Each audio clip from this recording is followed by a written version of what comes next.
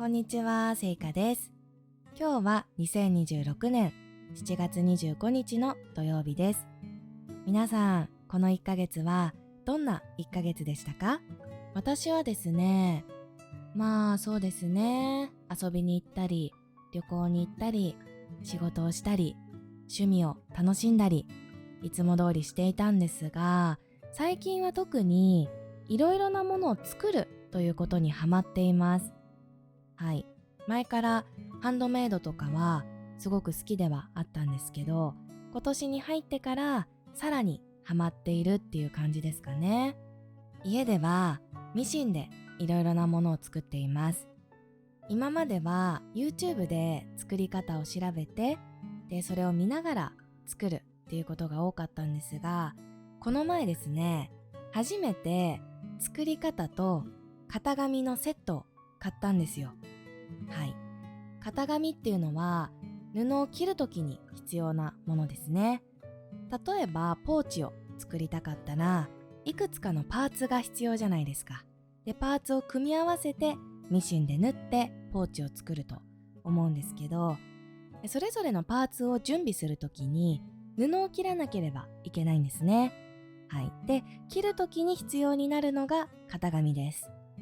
完成したものの大きさとかを考えて自分でその型紙を作ることもできるんですけど、私はそれが本当に苦手なんですよ。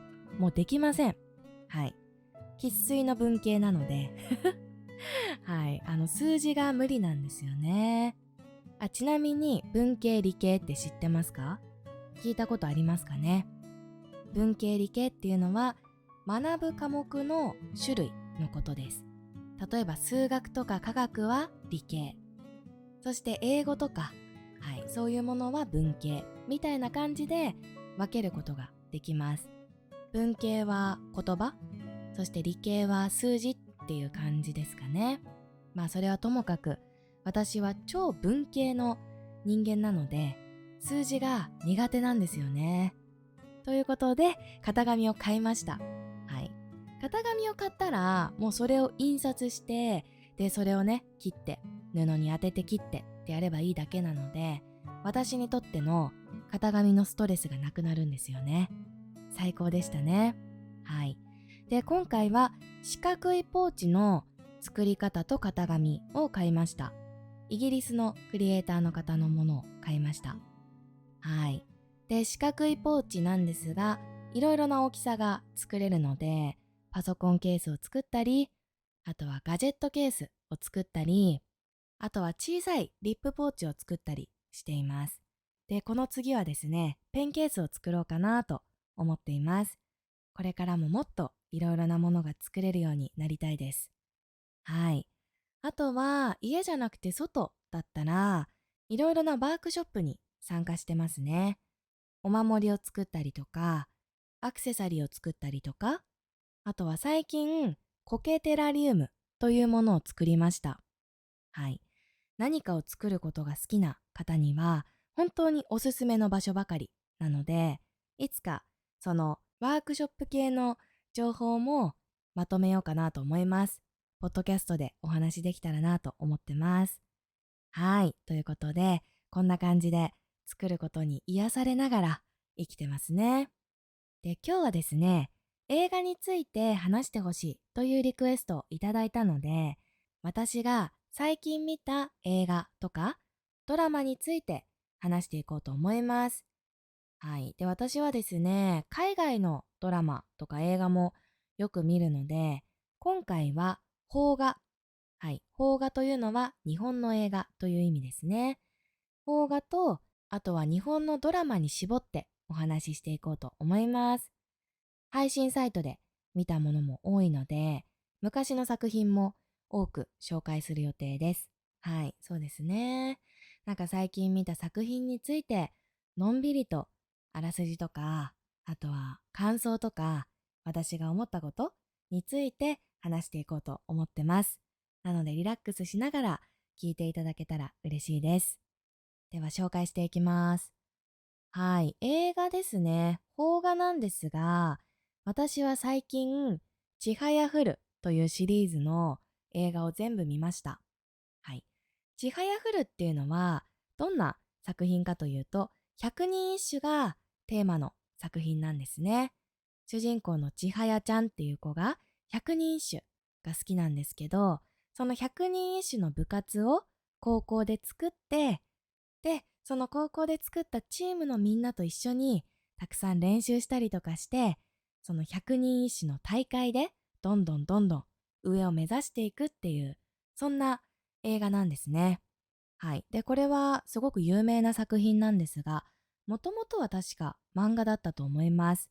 すごく長いシリーズで漫画があるんですが、それが実写映画化されたのがこの映画のシリーズなんですね。で、1時間半とか2時間ぐらいの映画が3本あります。上の句、下の句、結びという名前なんですが、1、2、3っていう風に映画があるんですよ。はい。で、ちなみに、ちはやふるの映画1本目は2016年に公開されました。そして2本目も2016年に公開されました。そして3本目は2018年に公開されたっていう感じですかね。なので約10年前の作品です。まあ、あらすじはさっき言った通りですね。はい、100人一首部を作って、大会に参加して上を目指していくっていう話なんですけど、そう単純ではないんですよ。はい。ちはやちゃんっていう主人公の女の子は、小さい時に一緒に100人一首をやっていた友達がいるんですね。で、一人は太一という名前の子です。男の子ですね。で、もう一人が新たっていう名前の子です。はい。この子も男の子なんですが、千早と太一は同じ高校に通ってるんですが、新ただけ離れた場所に住んでるんですよ。まあそういう設定なんですね。確か、小さい時に転校してしまったんですよね。うん。なんか引っ越ししてしまってバラバラになってしまったんですよ。はい。まあそんな感じで始まっていきます。高校に入ったら千早と太一が再会して、で、一緒に百人一首の部活を作ろうってスタートするんですね。はい。で、百人一首のチーム戦をするためには5人メンバーが必要なので、千早と太一はいるけど、あと3人集めなければいけないっていうので、メンバーを探すっていうのが始まるんですよ。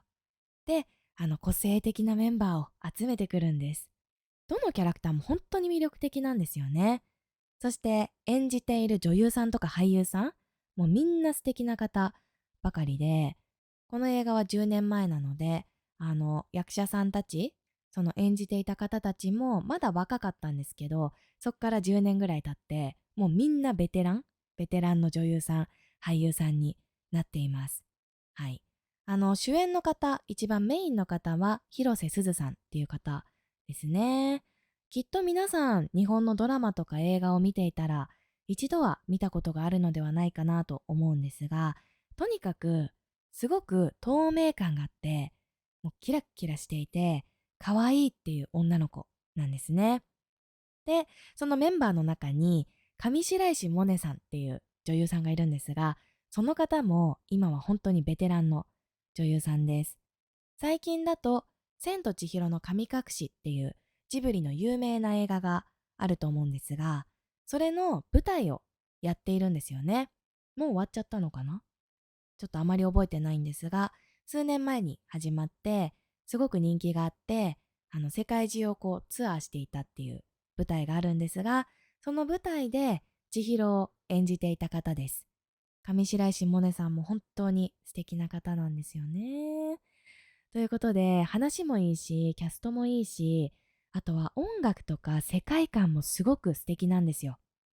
百人一首っていうすごくこう日本の伝統的な部分を感じる文化がテーマなので、こう映像とかもすごくこうなんて言うんですかね、日本の昔ながらの美みたいなものが表現されていて素敵ですし、あとは着物を着たりとかもするので、はい、そういう部分も見ていてすごく癒される部分じゃないかなと思います。あとは、これはもう思いっきり青春映画ですね。はい。高校生の部活がテーマっていう時点で、もう青春ものっていう感じなんですけど、もうね、本当に、なんだろう。私あんまり泣かないんですけど、ちはやふるを見たら絶対に泣いてしまうぐらい感動するんですよ。はい。あの、一生懸命何かを頑張っているっていう姿は本当に素敵じゃないですか。なので、毎回見て、泣いて、自分も頑張ろうって思うような、そんな映画ですね。はい。一応、恋愛の要素もあります。はい。ただ、メインではないっていう感じですかね。でも本当に恋愛の要素もあるし、高校生ならではの悩みとかについても描かれているので、すごく見応えのある映画なんじゃないかなと思います。これは実際公開されていた時に、私も映画館に行って見た作品ですし、その後配信サイトに落ちてきてからも何回も何回も見ている作品ですね。大好きな作品なんですが、久しぶりに見たので、ちょっと紹介してみました。はい。そしてですね、次に紹介する映画は、知らない彼女という映画です。これは2025年に公開されたものです。最近公開されたばかりの映画ですね。で、ついこの前、ネットフリックスに落ちてて、で、気になって見てみました。で、この映画を見ようと思ったきっかけはですね、この映画の主演が中島健人さんっていう人なんですね。で、この人はアイドルです。アイドル兼俳優っていう感じの方ですね。もともとはグループで活動されていて、で、その後、そのグループから出て、今はソロで活動されているっていう方です。はい。年齢は何歳だろう？ 30 歳ちょっと超えてるぐらいの方なんですが、もうすごくキラキラしていて、なんていうか、100% アイドルっていう方なんですよね。もうキラッキラな歌ばっかり歌ってるイメージですし、ステージに出てもいっつもキラキラ笑ってるっていうイメージがあって、で、その方を久しぶりにテレビで見たんですよ。何かの音楽番組に出ていて、女の子のアイドルグループとコラボしていたステージがあったんですが、そのステージがなんかすごい魅力的だったんですよね。男の人一人、女の子のアイドルグループの中に入ってるっていう、その絵は、ちょっと不思議な感じだったんですけど、見てみたら、すごいなんか、綺麗に馴染んでいて、で、そっから、なんとなく名前が頭の中に入ってて、中島健人っていう名前が頭の中に入ってて、で、ネットフリックスって新しい作品ってこう出てくるじゃないですか。で、中島健人主演って書いてあったので、なんとなくクリックしてみました。はい。そんな感じでなんとなく見始めたんですが、結構良かったです。あらすじはですね、中島健人さんが演じる、その男性の主人公の方は有名な作家なんですね。で、その彼女であり、結婚したので奥さんになるのかな。で、奥さんは、売れないアーティスト、一生懸命活動してるけど、まだ売れてないっていうアーティストっていう、そういう感じの、はい、夫婦がいたんですが、で、ある時、この夫婦の立場が変わっちゃうんですよね。こっちのアーティストの方は、すごく売れてるアーティスト、有名なアーティストになっていて、で、この作家、売れてる作家の方は、売れない作家、はい、まだ売れてない作家、売れてないから会社に入って仕事をしているみたいな、はい、そういう感じの世界に変わってしまうんですよ。なのでちょっとファンタジーなのかな。はい。で、その世界でなんか一生懸命こう、なんかいろいろなことをして元の世界に戻りたいってこう頑張る、そういうストーリーなんですけど、なんかね、こう、なんとなく見てたんですよ、最初は。恋愛の映画かなとか思って、なんとなく見てたんですが、結構感情移入してしまって、なんかこう、最後の方は、なんかこう学びを得たようなそういう気持ちになる、そんな映画でした。はい。なので、そんなに重いテーマではないですし、こう、何かご飯を食べながらとか、軽い気持ちで見れる映画ではあるんですが、映像も綺麗だし、ストーリーもいいし、なんかすごくパワーをもらえるような、そんな作品なので、気になる方はぜひ見てみてください。はい。あとはですね、この2人は大学生時代に出会ってるんですけど、その大学のシーンも映画の中でたびたび描かれていたんですね。で、その大学のシーンがなんかすごく素敵でしたね。はい。撮影されたキャンパスもすごく綺麗でしたし、なんか音楽とか映像の感じとかもすごく素敵で、なんか見ていて癒されるような、そんな映像でした。はい。知らない彼女という映画を見ました。そして次に紹介するのは、ミッシングという映画です。これは2024年に公開されたもので、この映画は映画館に行って見ました。はい。今でもすっごく覚えてるんですけど、私フリーランスなので、よくカフェで仕事をしているんですね。で、カフェで仕事をしていて、なんかちょっと疲れたなと思って、休憩しようって思った時に、その日がちょうど映画が安く見られる日だったんですね。サービスデイだったかな。で、安く見られる日だったので、映画でも見ようと思って、ポスターがこう並んでるじゃないですか。で、ポスター見てたら、石原さとみさんが主演の映画がやってると思って、何にも考えずに、すぐその場でチケットを買ってみたんですよ。はい。皆さん、石原さとみさん知ってますか？すっごく有名な女優さんなんですが、もうとても可愛くて、演技も上手で、ファッションが注目されるような作品に出ることが多い方なので、目の保養になるっていうんですが、見ているだけで、こうなんか幸せになれるような、はい、そんな作品に多く出てる方なんですよ。で、私も石原さとみさんのファンなので、石原さとみさんが出てると思って見たんですけど、すっごく重い内容でしたね。はい。なのでもう、2024年に見たので、もう2年ぐらい経ってるわけじゃないですか。ですが、忘れられなくて今回紹介することにしました。で、どんなお話かというと、石原さとみさんはお母さんなんですね、映画の中で。で、小さい娘さんがいるんですが、ある日娘さんがいなくなってしまうんですね。家に帰ってこなくて、失踪してしまうんです。なので、その娘さんを探すっていう、そういうストーリーなんですね。なのでタイトルもミッシングなんですけど、その娘さんを探していく中で、なんかこう、嘘の情報に惑わされてしまったりとか、ちょっとの可能性を信じてすごく大きい行動をしてしまったりとか、そういうことをする様子を全部こう、録画した映画っていう感じなんですよね。なので本当に本当に重くって、でもこう、やっぱり見た後、何かしらのメッセージが残るような、そんな映画でした。はい。なのでこの映画は、なんだろうな、エネルギーがたくさんある時に見た方がいいですね。なんかこう、疲れたりとか、ストレスが溜まってる時に見ると、ちょっとどんどんどんどん落ちてしまうような、はい、映画なのかなと思います。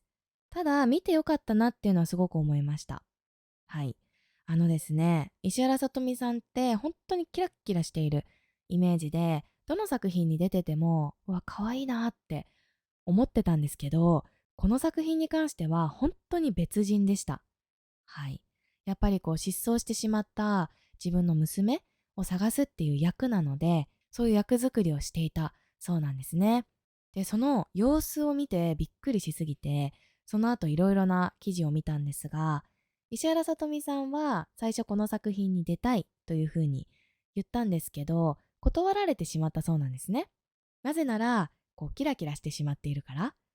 なのでこの役にははまらないって言われて、なんかこうスムーズに役は決まらなかったそうなんですけど、その後石原さとみさんはじゃあ役作りをしますと言って、まずは髪の毛を傷める努力をしたそうです。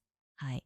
髪の毛が石原さとみさんってすごいツヤツヤしていて綺麗なんですけど、ボディーソープを使って洗って、どんどんどんどん髪のね状態を悪くするようにしたそうです。髪を傷めるっていうんですけど、髪を傷めたりとか、あとは食べ物、はい。石原さとみさんっていつも体にいいものとか健康にいいものを食べて、肌とかツヤッツヤなイメージがあるんですが、その肌を荒れさせるためにわざとなんかこう体に悪い食べ物をたくさん食べたりしていたそうです。はい。なので、その映画の中の石原さとみさんは、本当に普段のキラキラオーラが全くなくって、本当に、なんだろう、違う人物として見れましたね。はい。なので、なんかこう、石原さとみさんだから、キラキラしちゃって現実味がないみたいな、そういうことは全くなくって、一つの作品として、はい、しっかり成立してました。もう本当にびっくりして忘れられないので、紹介しました。ミッシングっていう映画です。はい。そして次に紹介する映画は、片思い世界という映画ですね。これも私は映画館で見ました。これはですね、2025年に公開された映画なので、割と最近ですね。去年公開された映画です。あらすじこれね、紹介できません。すいません。あの、ネタバレスポイラーのことをネタバレって言うんですけど、ネタバレをしたくないじゃないですか。でも、あらすじを紹介しようとすると、すぐネタバレしてしまうことになってしまうので、あらすじは言わないことにします。はい。ですね、この作品は、とにかくいい作品です。はい。すごくね、良かったです。私がこの作品を見たいなって思って映画館に行った理由は、この出演者がすごく良かったからですね。広瀬すずさんと杉咲花さんと、あとは清原果耶さんかな。はい。清原果耶さんという方が出てるんですけど、私はさっきも言ったように、ちはやふるの大ファンなので、広瀬すずちゃんはすごく好きなんですよ。プラス、杉咲花ちゃんもすっごく好きで、この二人が出てるから見ようって思って見に行きました。そして横浜流星さんも出てますね。はい。で、この作品は、とにかく映像が綺麗なんです。うん。あらすじを言わないように紹介するとですね、まあ、あることがあってこの3人の女の子が一緒に住んでるんですが、一緒に住んでる家が表参道にある家だったかな。はい。表参道にある家なんですね。なので、舞台は東京なんですけど、その家もすごく素敵だし、はい。その3人のファッションもすごく素敵だし、あとはその3人が出かけたりするんですが、その出かけたりするシーンも一つ一つ、すごくね、なんかこう、アートみたいな感じなんですよ。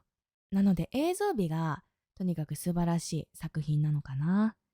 で、この3人の役者さんはみんな演技が上手で、これは泣きました。さすがにね。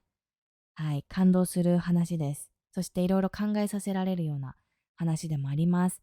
ちょっと重いんですけど、重すぎない感じなんていうかその重いテーマを扱ってるんですが、その映画全体としては、なんかこう、ファンタジーの世界のような、そんな雰囲気の映画なんですよ。なので、そうですね、これはエネルギーがない時に見てもいいと思います。逆に力をもらえるような作品かもしれません。この作品も本当に素敵で、見てから結構時間経ったんですけど、絶対紹介しようと思って持ってきました。片思い世界という映画ですね。はい。そして次はですね、これも私映画館で見た作品なんですが、Meets the World という映画です。これはさっき紹介した片思い世界っていう映画に出てる杉咲花さんが出ている映画ですね。はい。で、Meets the World はですね、うーん、なんだろ主なキャストはい。メインのキャストは3人なのかな。3人いて、で、杉咲花ちゃんが演じる女の子は、現実に疲れた BL が大好きな女の子っていう設定なんですね。はい。なので、BL が大好きで、趣味の生活はすごく楽しいんですけど、現実仕事だったりとか、あとは人付き合い、人との付き合いとかになんかすごく疲れてしまっているっていう役なんですね。で、そんな女の子がある時合コンの後かな。はい、合コンの後酔っ払って、なんかこう、道でしゃがんでうずくまってた時に声をかけてくれた女の子がいるんですが、その女の子は、新宿で働いているキャバ嬢の子だったんですよ。はい、すっごく綺麗です。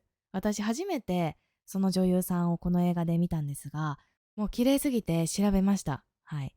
多分、まだ、なんだろうな、みんなが知ってるっていう女優さんではないんですけど、これからどんどん売れていくんじゃないかなって思うぐらい本当に綺麗な人なんですが、その方はキャバ嬢なんですけど、キラキラしているような仕事についている方なんですが、なんか心の中に闇を抱えている。なんか明日死んでも別にいいし、みたいな、そういう雰囲気の女の子なんですね。で、その子と杉咲花ちゃん演じる女の子が一緒に住み始めるっていう、そういう話なんですよね。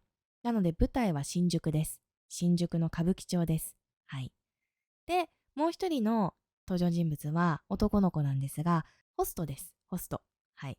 ホストの人も出てきます。で、その3人が新宿を舞台に一緒に過ごして、なんかいろいろなことを感じていくっていう、そういう映画です。はい。あんまりこれを言っていいのかわからないんですけど、私映画館に見に行った時って確か公開されてすぐだったんですよ。公開されてすぐに行ったんですね、ワクワクしながら。でも劇場に多分3人ぐらいしかいなくてはい、3人ぐらいしかいなかったですね。平日だったっていうのもあるかもしれないんですが、何が言いたいかというと、そんなにヒットした映画っていう感じではないです。ただ私はこのポスターを見た時になんかすごく惹かれて、で杉咲花ちゃんが出てるし見たいなって思って見に行ったんですが、実際見てなんかすごい良かったんですよね。はい。なんかなんとなく見れるような映画ではあるかもしれません。なのでご飯を食べながらとか、はい。なんか日本の若者のいい感じの映画を見たいなって思った方にはすごくおすすめできる映画ですね。この作品もなんか私すごい癒される部分が多かったんですよね。出演者がみんななんか素敵だからかな。杉咲花ちゃんも可愛いし、そのキャバ嬢役の子もすごく、もう本当になんか、え、これ現実の人間なのって思ってしまうぐらいなんか綺麗だし、ホスト役の人もすっごい可愛い系の男の子なんですよ。はい。なのでその3人の絡み、話しているのとかを見てると、すごく癒されたので、これもぜひもう一回見たいなと思ってる作品です。なので紹介してみました。日本を旅行したことがある方、歌舞伎町、ちょっと危ない場所ですけどね、おそらく多くの外国人の方が東京を訪れたら行くのではないかなと思います。なので行ったことがある方にとっては、なんか懐かしい光景もたくさんあるのではないかなと思うので、ぜひそういう視点でも、はい、見てみてください。ということですいません。映画とドラマを紹介しようと思ったんですが、ちょっと話しすぎちゃって映画で終わってしまいましたね。はい。なので近いうち、またいつか機会があったら、ドラマバージョンも、はい、ポッドキャスト撮ろうかなと思います。今回いくつか紹介してみたんですけど、おそらく配信サイトで見れる作品も何本かあるのではないかなと思うので、ぜひ気になった作品があったら見てみてください。中でもちはやふるは本当におすすめなので、まだ見てない方はぜひ見てみてください。私はですね、YouTube のメンバーシップもやっております。初級の方には Vlog で勉強できるような動画を作っています。毎週毎週ショート動画をアップしてるんですが、そのショート動画のスクリプトもその勉強動画と合わせてチェックできるようにいつも作ってますので、スクリプトが欲しい方もぜひチェックしてみてください。そして最近は初級者の方向けのゲーム動画を作っています。ゲームの世界観に癒されながら自然な日本語がインプットできるように作ってますので、ぜひ気になる方はチェックしてみてください。そして中級以上の方にはタメ口の動画を作っています。いろいろなものを食べたり飲んだり、あとは好きなものを紹介したり自由にやってますのでタメ口をインプットしたい方はぜひチェックしてみてください。そして最近は読むコンテンツも配信しています。ブログをやっています。毎週1分のショート動画の Vlog をアップしてるんですけど、その Vlog を撮影している日に思ったことについて書いてます。なのでリンクしてるんですね、その Vlog と。はい。写真も一緒につけているので、リラックスしながら読んでいただけたらなと思います。上級者の方向けなので、なんか難しい言葉とかをあえて使ったりしてるんですが、毎回短めにしているので、そんなに負担はないんじゃないかなと思います。将来、なんか日本語で本が読めるようになりたいって思っている方はぜひ、日々のトレーニングに使ってみてください。バイミーアコーヒーというサイトに無料でアップしております。そして今後はですね、レッスンをしたいと思って計画中です。もう本当に時間がかかりすぎてしまってますよね。自分で分かってます。はい。なるべく早く準備して皆さんに情報を公開できるようにしたいと思ってます。最新情報はインスタなどでアップする予定なので、インスタもぜひフォローしていただけたら嬉しいです。ということで今回も最後まで聞いてくださって、そして見てくださってありがとうございました。今日みたいに何かトピックのリクエストがあればぜひコメントで教えてください。それではまた次のラジオでお会いしましょう。さよなら。